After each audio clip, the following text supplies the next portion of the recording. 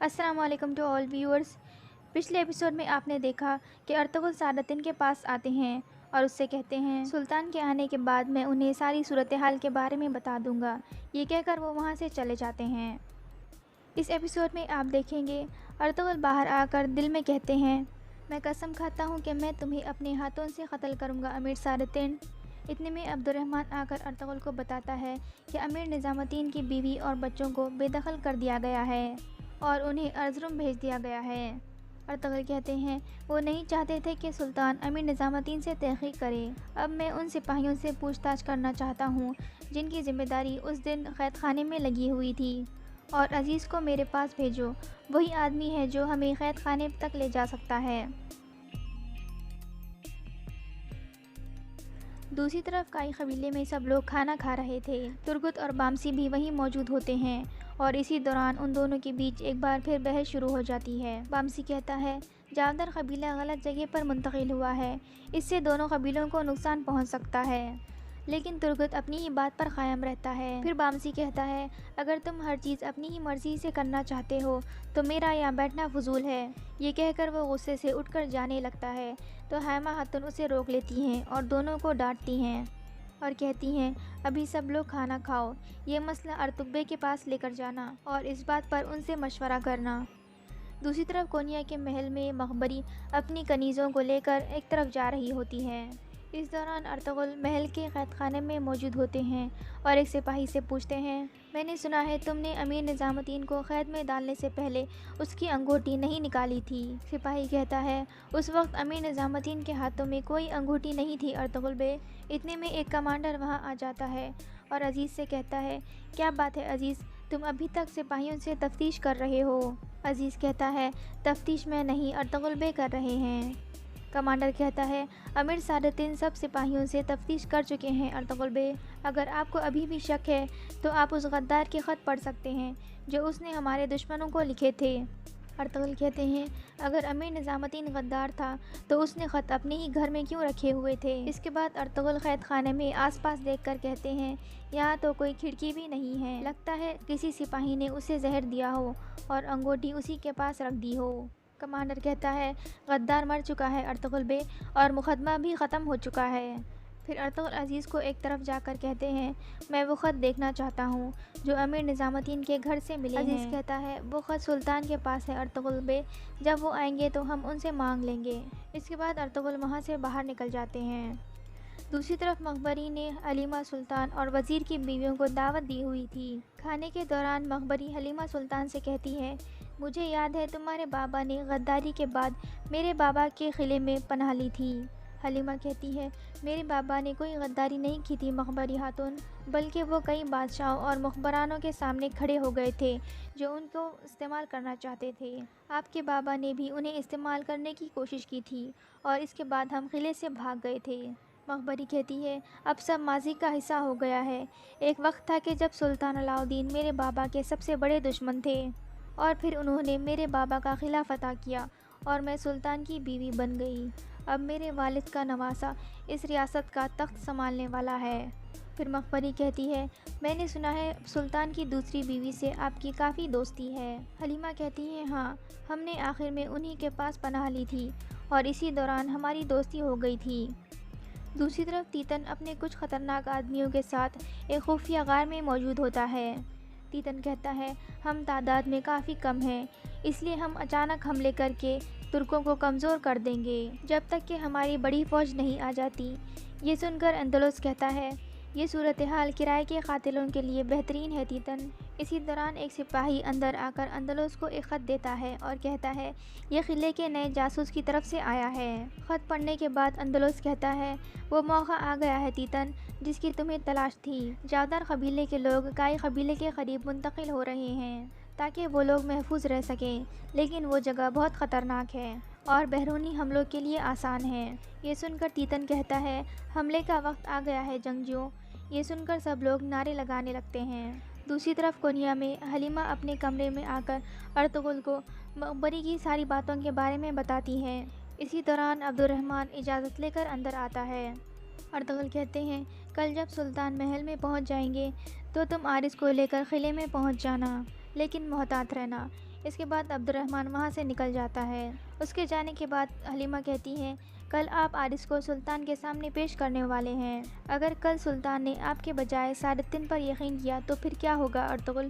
Ertugrul کہتے ہیں مجھے نتیجے کی پرواہ نہیں ہے حلیمہ، میں نہ ہی سعادتین کے جھوٹوں سے ڈرتا ہوں اور نہ ہی سلطان کے غصے سے۔ اللہ سب جانتا ہے، ہم نے کبھی حق کا راستہ نہیں چھوڑا اور نہیں آئندہ چھوڑیں گے۔ دوسرے دن صبح کائی قبیلے میں بامسی کہتا ہے میں قلعے جا رہا ہوں اور ارطغرل بے سے اس مسئلے کے بارے میں مشورہ کروں گا۔ مجھے امید ہے کہ ترگت اپنی ضد چھوڑ دے گا۔ حفصہ کہتی ہے اپنے اوپر اتنا دباؤ مت ڈالو بامسی، میرے پاس تمہارے لیے ایک اچھی خبر ہے، میں ماں بننے والی ہوں اور تم بابا۔ یہ سن کر بامسی بہت خوش ہو جاتا ہے۔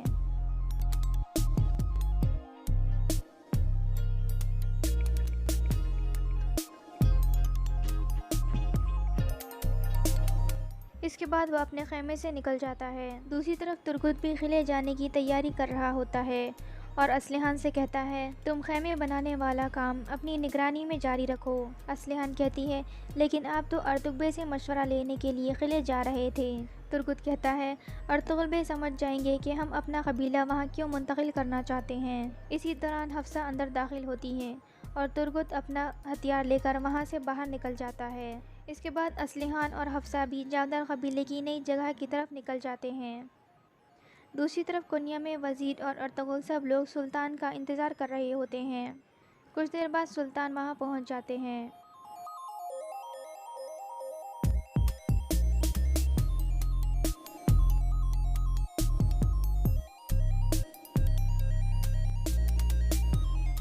پھر سلطان کہتے ہیں شکریہ ارطغرل بے۔ ارطغرل کہتے ہیں شکریہ سلطان۔ اس کے بعد سلطان کھڑے ہو جاتے ہیں اور ارطغرل کو اپنے پاس کھڑے ہونے کا اشارہ کرتے ہیں۔ ارطغرل ان کے پاس کھڑے ہو جاتے ہیں۔ پھر سلطان کہتے ہیں آپ نے قارہ کیسر قلعہ فتح کیا ہے جو کہ وزیروں اور بادشاہوں حتیٰ کہ طاقتور فوجوں کا کام ہے۔ آپ نے ہماری ریاست کو مزید مضبوط کر دیا ہے ارطغرل بے۔ اللہ آپ کو اور آپ کی آنے والی نسلوں کو دونوں جہانوں میں رحمت کرے۔ ارطغرل کہتے ہیں آمین سلطان، میں نے حاکم اعلیٰ کے ناطے اپنی ذمہ داری نبھائی ہے اور یہ میں نے ترک قبیلوں پر آپ کے اعتماد کی وجہ سے کیا ہے۔ اللہ ہماری ریاست کو قائم اور آپ کی زندگی لمبی فرمائے سلطان۔ اگر آپ اجازت دیں تو میں قارہ کیسر کا مال غنیمت آپ کی خدمت میں پیش کرنا چاہتا ہوں۔ سلطان کہتے ہیں اندر لے آئیں۔ اس کے بعد سپاہی 2 صندوق اٹھا کر اندر لے آتے ہیں جو سونے کے سکوں سے بھرے ہوئے ہوتے ہیں۔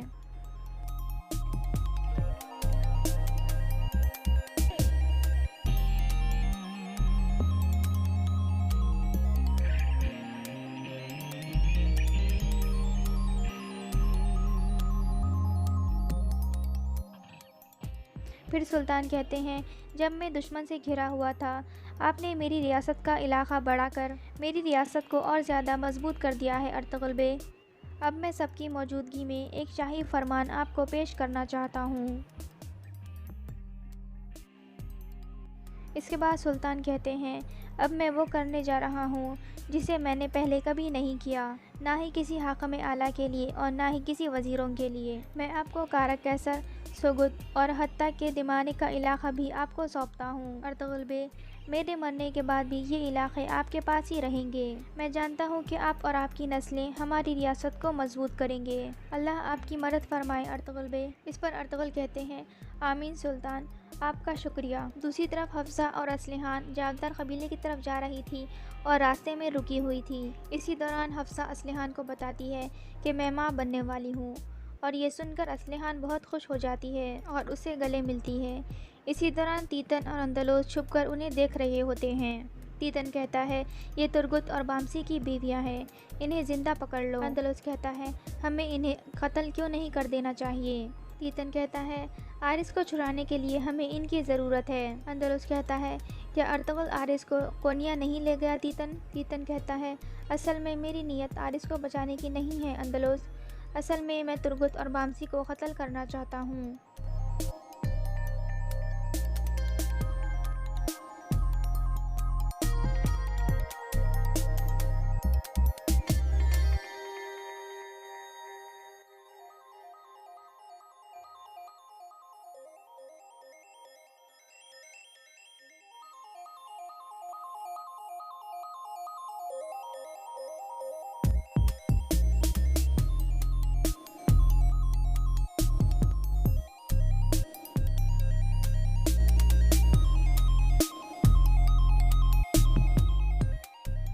दूसरी तरफ कोन्या में सुल्तान अर्तुगरुल से कहते हैं, तो आपको अभी भी अमीर निज़ामुद्दीन को कैद में रखने के बारे में शकूक है, जिसने आपको और आपके सिपाहियों को जाल में फंसाया था। अर्तुगरुल कहते हैं, काफ़ी ज़्यादा शकूक है सुल्तान। सुल्तान कहते हैं, तो इसी वजह से आप तहखाने में गए थे और सिपाहियों से पूछताछ की थी। अर्तुगरुल कहते हैं, जी हाँ सुल्तान।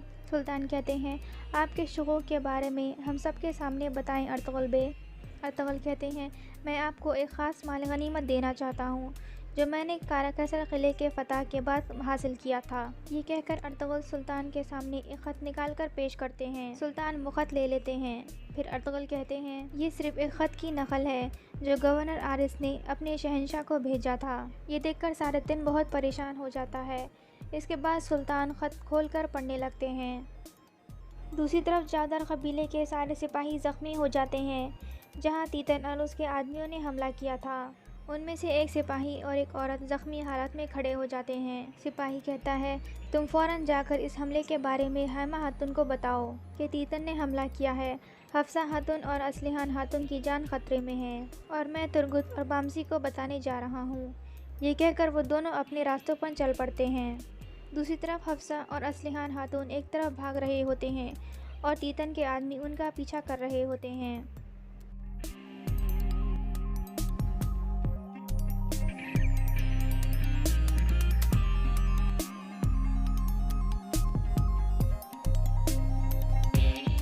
इस तरह वो दोनों को पकड़ लेते हैं।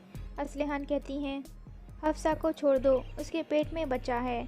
तीतन कहता है, ये तो और भी अच्छा है, बामसी को काबू करना और आसान हो जाएगा। इसके बाद वो उन दोनों को पकड़कर वहाँ से ले जाते हैं।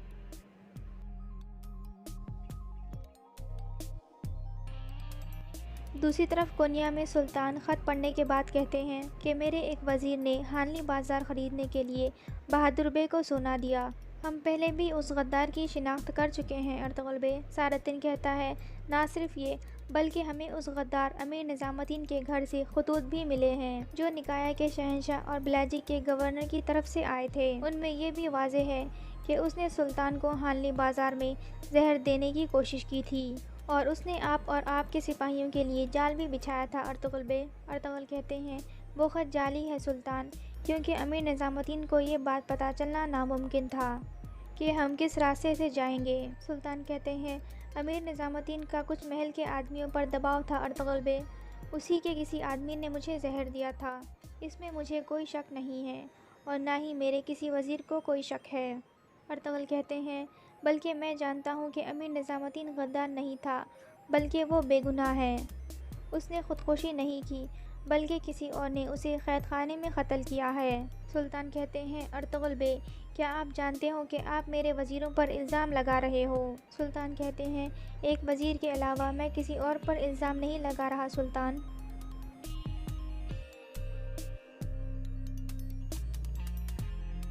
सुल्तान पूछते हैं, बताओ अर्तुगरुल बे, आपको किस वज़ीर पर शक है? इस पर अर्तुगरुल कहते हैं, अमीर सादुद्दीन।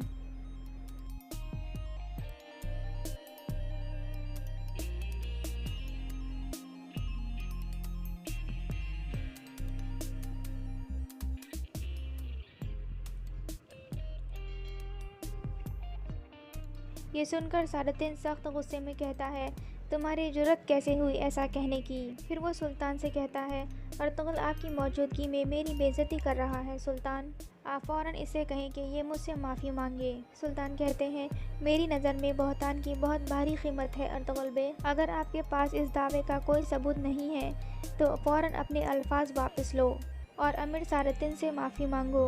अर्तुगरुल कहते हैं, बहतान हमारी रिवायत और हमारी मज़हब दोनों में एक लानत है। यकीनन मेरे पास इन बहतानों का सबूत मौजूद है। और यहाँ ये एपिसोड ख़त्म हो जाता है।